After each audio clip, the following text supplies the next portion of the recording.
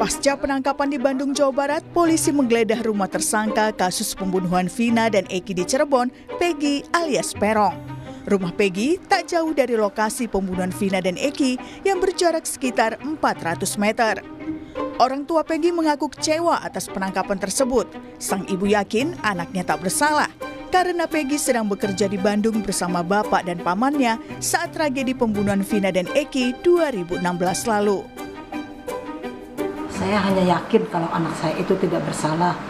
Peggy juga berpesan kepada saya, Peggy kalau Peggy tidak ada umur sudah, Peggy tidak apa-apa, Peggy ikhlas, Peggy jadi tumbal orang yang berada, Peggy ikhlas mama kalau Peggy nggak ada umur, Peggy minta maaf, itu cuma pesan Peggy begitu aja. Ibu masih ingat pada saat 27 Agustus 2016 Peggy tidak ada di Cirebon? Iya, Peggy sedang bekerja di Bandung.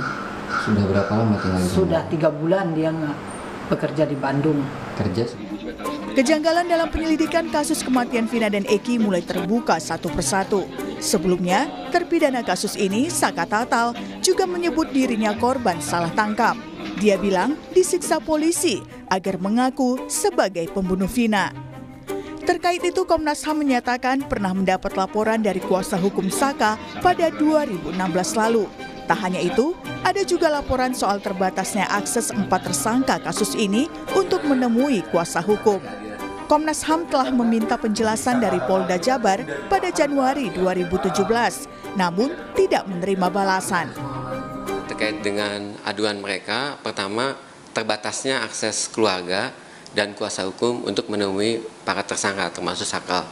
Yang kedua memang terkait dengan dugaan adanya penyiksaan ketika proses penyelidikan dan atau penyidikan. Nah kemudian ketika kasus ini viral, sebetulnya kami juga sudah berkoordinasi dengan Polda Jabar. Gitu. Kami ingin minta keterangan, informasi terkait tindak lanjut penanganan 3 DPO tersebut.